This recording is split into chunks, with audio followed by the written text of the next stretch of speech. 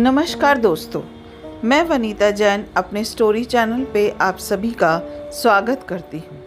मेरी आज की कहानी में है कुछ भी समझ में नहीं आ रहा। अनिल बौखलाया। सगी माँ का देहांत हुआ और बेटों को ही खबर नहीं। पूरा हफ्ता बीत गया। तुमने टकलपुर फोन लगाया? सुमित का चेहरा स्याह हो गया। सकपकाकर उसने नजरें झुका ली। नंदू जी अब भी उसे हैरत से घूर रहे थे। तो तुम्हें अभी तक समाचार नहीं मिला? नहीं, अजीब बात है। मन ही मन बुदबुदा कर उन्होंने एक ऑटो रिक्शा रोक उसमें अपना सामान जमाया। खैर, अभी तो मैं चलता हूँ, मेरी ट्रेन का समय हो रहा है। 18 तारीख को वहीं मिलूंगा, धीरज रखना। और उसकी पीठ थपथपाई व रवाना हो गई। सुमित कुछ क्षण बुत बना खड़ा रहा। उसे अभी भी विश्वास नहीं हो रहा था। पीछे एक कार ने हॉर्न दिया। विचारों के भंवर से बाहर निकल सुमित ने स्कूटर स्टार्ट किया और उदास मन से घर की तरफ मुड़ गया। उसे अचानक आया देख शालिनी घबरा उठी। पानी का गिलास थमा, चिंतित स्वर में पूछने लगी, तबीयत तो ठीक है ना? हाँ। फिर दफ्तर से इतनी जल्दी कैसे लौट आए? शालिनी। सुमित का कंठ सूख गया। मां नहीं रही। ओह, कब, कैसे? 7 दिन हो गए। क्या? वह लगभग चीख पड़ी। 7 दिन हो गए और हमें खबर तक नहीं। किसने कहा आपसे? नंदू जी ने। यहाँ किसी काम से आए थे, अकस्मात बाजार में मिल गए। मगर शालिनी अचकचाई। अजीब बात है, आपकी माँ और आपको ही खबर नहीं। बड़े भैया का भी फोन नहीं आया। क्या उन्हें भी खबर नहीं मिली होगी? लगता तो यही है। भारी मन से फोन उठा उसने अनिल भैया को एसटीडी लगाई। खबर सुनकर अनिल को भी बेहद आश्चर्य हुआ। कमाल है, इस बात की सूचना क्यों नहीं दी गई हमें? आजकल तो गांव-गांव में एसटीडी की सुविधा उपलब्ध है। कहीं नंदू जी को गलत समाचार तो नहीं मिला है? नहीं भैया, छोटी बुआ जी ने स्वयं उनको फोन किया था। नंदू जी के बेटे की शादी 10 दिनों पूर्व हुई थी, इसलिए दाह संस्कार व उठावने में वे नहीं जा पाए। कह रहे थे अब 11वें पर जाएंगे। कुछ भी समझ में नहीं आ रहा। अनिल बौखलाया। सगी माँ का देहांत हुआ और बेटों को ही खबर नहीं। पूरा हफ्ता बीत गया। टकलपुर फोन लगाया। किसको लगाता? वहाँ किसी का नंबर भी तो मालूम नहीं। आपको मालूम है? हाँ। फिर इस खबर की पुष्टि कैसे करें? दीदी को फोन लगाकर पूछें। हंसेंगे नहीं तो लोग हम पर। ऐसा करते हैं। कुछ सोचकर अनिल ने उसे फ़ोन रखने को कहा। दूसरे ढंग से पूछते हैं। और सुमित के फ़ोन रखने के बाद अनिल ने अपनी पत्नी को कुछ समझाया। फिर मीना ने अनिल की बहन बेला को फ़ोन लगाया और उधर से फ़ोन उठाने पर मीना ने पूछा, हेलो, टकलपुर वाली बेला है? मैं उसकी सहेली सेवंती यहाँ बैतून आई थी, सोचा मिल लूँ। क्या? कब? ओह, अच्छा। और फ़ोन रख दिया। अनिल सिर पकड़कर बैठ गया। खबर सच्ची थी, मगर उन्हें मिली क्यों नहीं? सब रिश्तेदारों को मिल गई, सिर्फ उन्हें ही नहीं दी गई, सगे बेटों को। दाह संस्कार के बाद उठावने पर सारे रिश्तेदार आए होंगे। उस दिन भी दोनों बेटों को जब अनुपस्थित पाया होगा तो उफ, कितनी छिछालेदर हुई होगी। अपने आप को अपमानित महसूस कर अनिल की गर्दन झुक सी गई। सुमित को फोन से सूचित कर वह जाने की तैयारी में जुट गया। 4 घंटे बाद की ट्रेन थी। 12 घंटे का सफर था। रास्ते भर इसी उधेड़बुन में रत रहा। सीट पर बेचैनी से पहलू बदल रही मीना ने नथुने फुलाते हुए आशंका प्रकट की। मुझे तो गहरी साजिश लगती है। कैसी साजिश? माँ जी के गहने हड़पने की। मैं समझा नहीं। अरे सीधी सी बात है, हम सब पहले पहुंच गए होते तो माँ जी के गहने हम दोनों बहुओं में बंटते, लेकिन अब ना पहुंचने पर कर लिए होंगे किसी ने कब्जे में। किसने?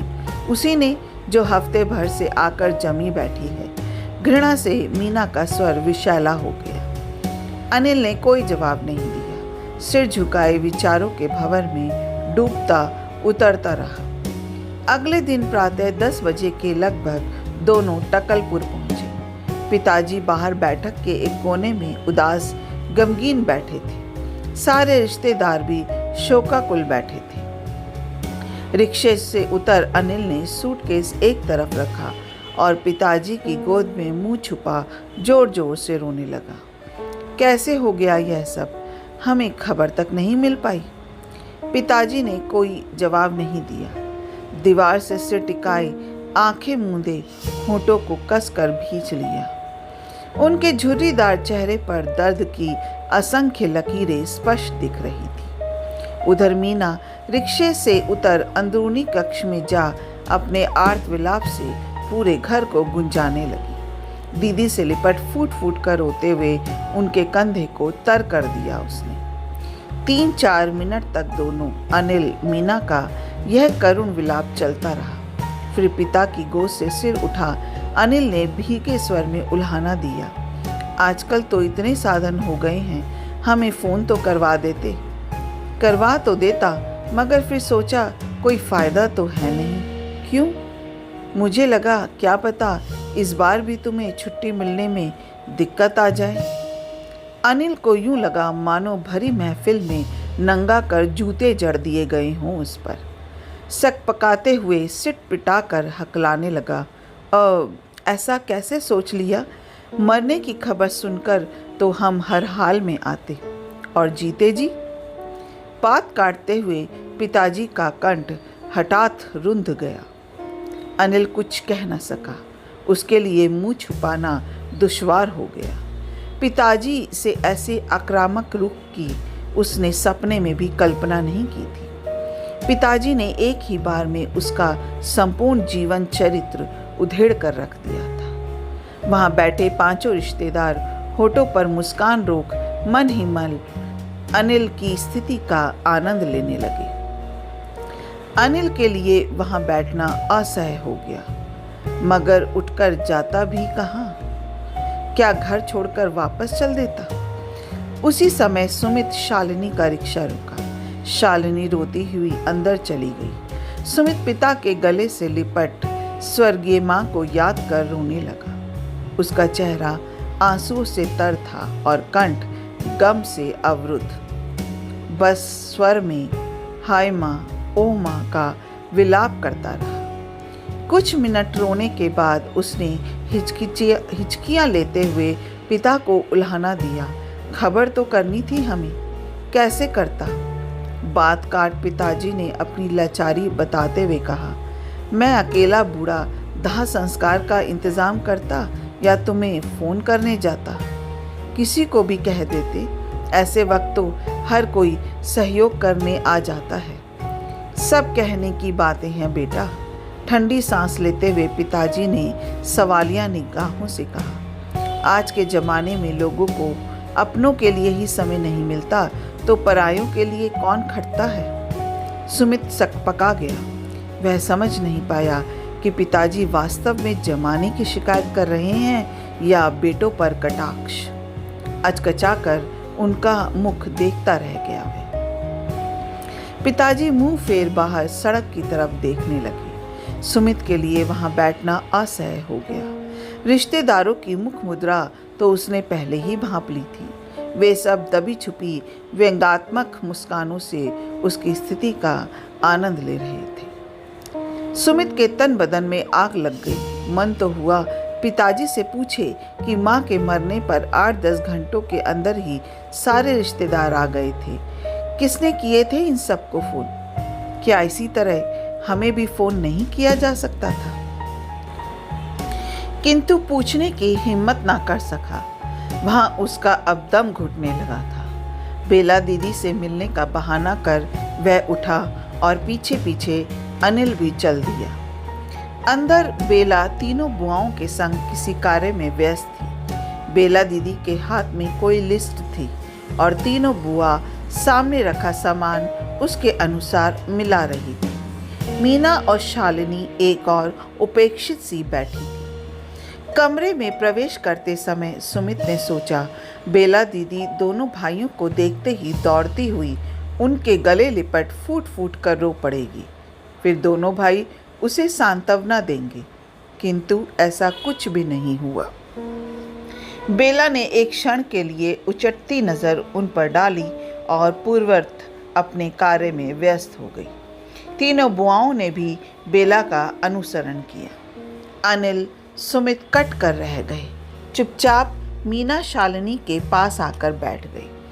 चारों को एक एक पल काटना दूभर हो गया रहा था। कुछ समय तक माँ के बारे में इक्का दुक्का प्रश्न पूछते रहे। फिर स्नान आदि करने का बहाना कर चारों वहां से भी उठ खड़े हुए। उनके जाने के बाद एक लंबी सांस ले बेला ने लिस्ट नीचे रख दी।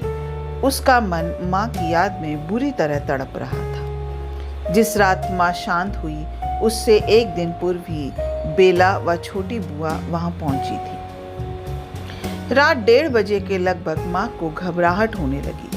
पिताजी डॉक्टर को बुलाने जाने लगे तो माँ ने कसकर हाथ पकड़कर रोक लिया। पिताजी ने हाथ छुड़ाकर जाना चाहा, लेकिन माँ ने पुनः रोक लिया। वह अस्फुट टूटे स्वरों में कुछ बड़बड़ा रही थी। संभवतः उन्हें आभास हो गया था कि बिछड़ने की बेला आ गई है। वह नहीं चाहती थी कि अंत समय में जब प्राण निकले तो पति भी सामने ना रहे। पिताजी इधर डॉक्टर को बुलाने जाते, उधर उनके प्राण। अवश्य पिताजी को ही रुकना पड़ा। माँ की ऊर्ध्व सांस चलने लगी थी और पिताजी बेबसी से अपनी जीवन सहचरी को मौत के मुख में जाते देख रहे थे। भरा पूरा परिवार है, 2-2 कमाऊ बेटे बहू हैं, पोते पोतियां हैं, मगर साथ रहने वाला कोई नहीं। काश इनमें से कोई भी एक यहाँ होता। भावती रेख में उनके नेत्र छल छला आए।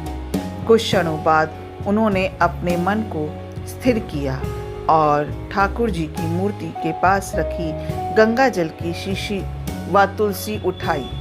फिर तुलसी के पत्ते माँ के मुख में रख चम्मच से गंगा जल पिलाने लगे। गीता का 5वां अध्याय उन्हें बचपन से कंठस्थ था।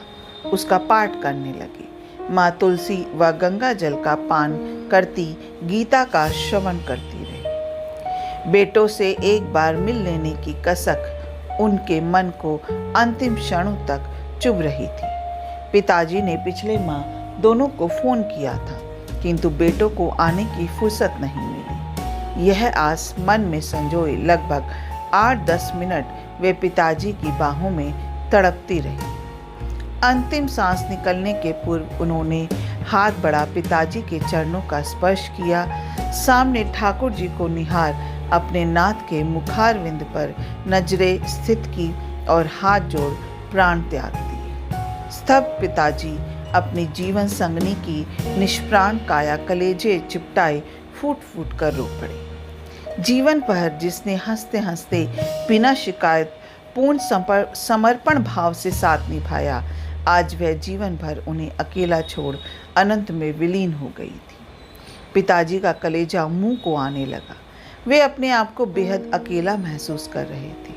इतना बड़ा घर है, 2-2 बेटे बहू पोते पोतियां, मगर उन्हें सहारा देने वाला कोई नहीं।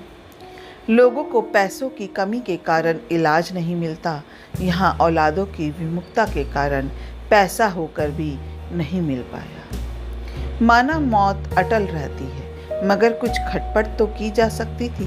क्या फायदा 2-2 बेटों के होने का, इससे तो पुत्रहीनता भली। और ऐसे ही उद्वेलित क्षण में उन्होंने वह कठोर निर्णय लिया। आंसू पोंछ माँ की निष्प्राण काया पर चादर उड़ा, गमले में से 2 पुष्प तोड़ उन पर चढ़ाए और दरवाजा खोल घर के बाहर आए।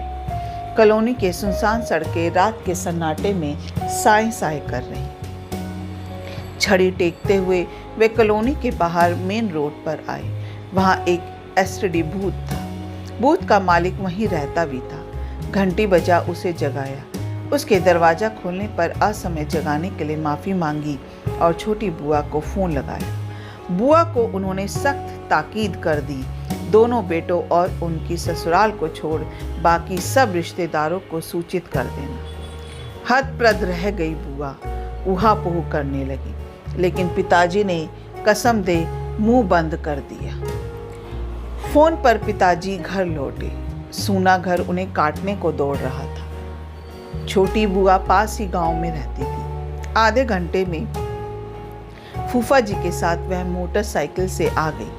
आते ही पिताजी के गले लग फूट फूट कर रो पड़ी। पिताजी के मन की पीड़ा रोके नहीं रुक रही थी। वे भी बच्चों के समान बिलखने लगे। छुटकी, एकदम अकेला रह गया हूँ मैं। बुआ और फूफा जी उन्हें बाहों में बीच ढांढस बंधाते रहे। 2 घंटे बाद बेला अपने पति व बच्चों के संग आ गई। थोड़ी ही देर बाद बड़ी व मंझली बुआ भी फूफा जी व बच्चों के संग आ गई। घर में कोहराम मच गया था। पिताजी को धीरज बंधाते हुए सब ने समझाना चाहा। अच्छा लगेगा 2-2 बेटों के रहते कोई अन्य चिता को अग्नि दे। पिताजी की रुंधी आवाज अब थरथराने लगी थी। समधी जी, बेटी से माँ बाप यह तो जरूर पूछ लेते हैं कि सास ससुर का व्यवहार कैसा है, लेकिन कभी ऐसा क्यों नहीं पूछते कि तुम्हारा व्यवहार उनके प्रति कैसा है। अनिल ने ठंडी सांस ली। शाम हो गई थी। गरुड़ पुराण का पाठ करने के लिए पंडित जी पधार चुके थे। घर के परिजन, रिश्तेदार बैठक व अंदरूनी कक्ष में आकर बैठ गए। अनिल एक कोने में जाकर सिर झुकाकर बैठ गया। उसका चित्त बेहद अशांत था। मस्तिष्क में विचारों के अंधड़ चल रहे थे। पिताजी के मात्र एक निर्णय ने उसके व सुमित के व्यक्तित्व का एक एक तिनका उड़ा दिया था। दोनों को रिश्तेदारी में मुंह दिखाने के काबिल नहीं रखा। समस्त रिश्तेदारों को मालूम हो चुका था कि पिताजी ने स्वयं ही दोनों बेटों व उनके ससुराल वालों को समाचार देने से मना कर दिया था। ना कहते हुए भी सब समझ गए थी कि एक अशक्त, असहाय वृद्ध ने ऐसा अभूतपूर्व निर्णय क्यों लिया होगा। पिताजी यही नहीं रुके। उन्होंने रिश्तेदारों को भेजे जाने वाले शोक पत्र पर भी सिर्फ अपना ही नाम दिया, बेटों का नहीं। ये पत्र रिश्तेदारों में हर एक के यहाँ पोस्ट हुए, दूर दूर के रिश्तेदारों को भी। बस नहीं हुए तो अनिल, सुमित व उनकी ससुराल में। ग्लानि से अनिल की गर्दन झुक गई। उसके सम्मुख अभी एक भारी समस्या और थी, माँ का बारवा। 3 दिन बाद बारवे पर पुनः समस्त रिश्तेदारों का जमघट होने वाला था। कैसे करेगा वह सबका सामना। रिवाज के मुताबिक उस दिन मृतक के बेटों को पगड़ी बंधती है। पिताजी ने इस रस्म के लिए भी स्पष्ट इनकार कर दिया था। इसके बदले उन्होंने सत्यनारायण भगवान की कथा रखी थी। अब इसके लिए क्या जवाब देगा अनिल रिश्तेदारों को। पगड़ी नहीं होने का कारण तो सब खोद खोद कर पूछेंगे। घबराए अनिल व सुमित ने अभी कुछ समय पूर्व ही पिताजी से लगभग घिघियाते हुए इस रस्म के लिए याचना की थी, लेकिन पिताजी ने शुष्क सपाट स्वरों में लताड़ दिया था। मतलब क्या है पगड़ी की रट लगाने से। पगड़ी उसे बंधती है जिसने जीते जी सेवा की हो। जब सेवा ही नहीं की, उल्टे जी चुराया हो, तो क्या मतलब है बेफिजूल ढोंग करने से। इस साफ गोही पर अनिल, सुमित कट कर रह गए। गरुड़ पुराण के बाद अनिल धीरे से उठा और किसी काम का बहाना बनाकर घर से निकला। फिर एक दूरस्थ कॉलोनी में जा वहां के एसटीडी बूथ से अपनी व सुमित के ससुराल फोन लगाया। संक्षिप्त में पिता की नाराजगी भी बतला दी। रिरियाते हुए गुहार की कि किसी तरह पगड़ी के लिए राजी करवा ले। अगली ही सुबह मीना, शालिनी के माता पिता व अन्य परिजन भी टैक्सियों से भरकर बदहवास आए और हाथ जोड़ माफी मांगी। अनु ने विनय भी की। पिताजी के मुख पर अकड़ के कोई चिन्ह नहीं थे। वे आत्मीयता पूर्वक उन्हें आश्वस्त करने लगे। आप व्यर्थ सोच विचार कर रहे हैं साहब। मेरे मन में किसी के प्रति कोई शिकायत नहीं है। फिर हमसे क्या नाराजगी रही, हमें खबर ही नहीं गई। ऐसा है। पिताजी के चेहरे पर कूटनीतिक मुस्कान उभरी। जिनके पत्र आते रहते थे कुशल क्षेम के, उनके नंबर थे मेरे पास। हड़बड़ी में वही खबर करवा सका। दोनों समधी कटकर रह गए। पिताजी ने बेहद सादगी से उन्हें उल्हाना जो दे दिया था। एक क्षण चुप रह बड़े समधी ने बात संभालनी चाहिए। इन लोगों ने आपके साथ ऐसा व्यवहार रखा, हमें तो सपने में भी इस बात का गुमान नहीं था। आप यदि एक बार भी पत्र डाल देते। अरे, मैं तो समझता रहा आप सब जानते होंगे। नहीं, मामला संभलता देख बड़े समधी में कुछ उत्साह जागा। हमें आभास तक नहीं था। अजीब बात है, पिताजी का स्वर थोड़ा भर्रा गया। बहुएं हर साल छुट्टियों में मायके पहुंच जाती थी। आपने कभी पूछा नहीं कि वे सास ससुर के पास कब जाती है? जी, सास ससुर की इच्छा नहीं होती अपने पोते पोतियों से मिलने की। दोनों समधी और उनके परिजनों को काटो तो खून नहीं। पिताजी ने कितने संक्षिप्त शब्दों में बहुओं की सेवाहीनता का दुखड़ा बयान कर दिया था। सबके सिर झुक गए।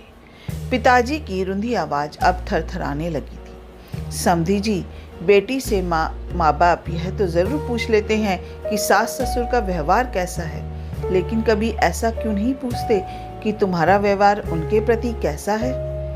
समधियों के दिलो दिमाग में सैकड़ों घंटे बजने लगे। वे तो उल्टे खुश ही होते थे कि उनकी बेटी को कोई झंझट नहीं है, स्वतंत्र है अपनी गृहस्थी में। लेकिन यदि उनकी बहू भी इसी तरह स्वतंत्र रहना चाहे तब? वे कांप उठे।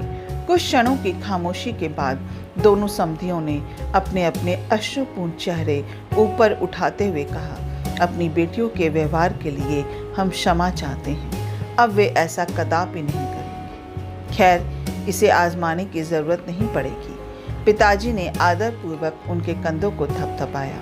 मैंने दूसरे इंतजाम कर लिए और 12वें के दिन इन इंतजामों का खुलासा हुआ। कथा आरंभ होने के पूर्व बड़े फूफा जी ने घोषणा की, यह मकान पिताजी ने हाई स्कूल के छात्रावास के लिए दान कर दिया है। इसमें 16 छात्र रह सकेंगे। माँ के गहने बेच पिताजी ने स्कूल के संयुक्त नाम से एफडी करवा दी है।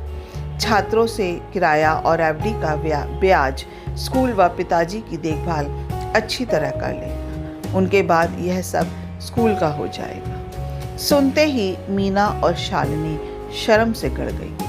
अभी तक अपने दुर्व्यवहार से उन्होंने सास ससुर के जीवन में जो अंधेरा किया था, उसकी कालिमा कालिक बनकर उनके सुंदर चेहरों पर पुत गई थी। अपना कीमती समय देने के लिए दिल से शुक्रिया। अगर आपको ये कहानी अच्छी लगी हो तो एक लाइक ज़रूर कीजिएगा। आपका एक लाइक मुझे बहुत मोटिवेट करता है ऐसी नई नई और अच्छी कहानी लाने के लिए।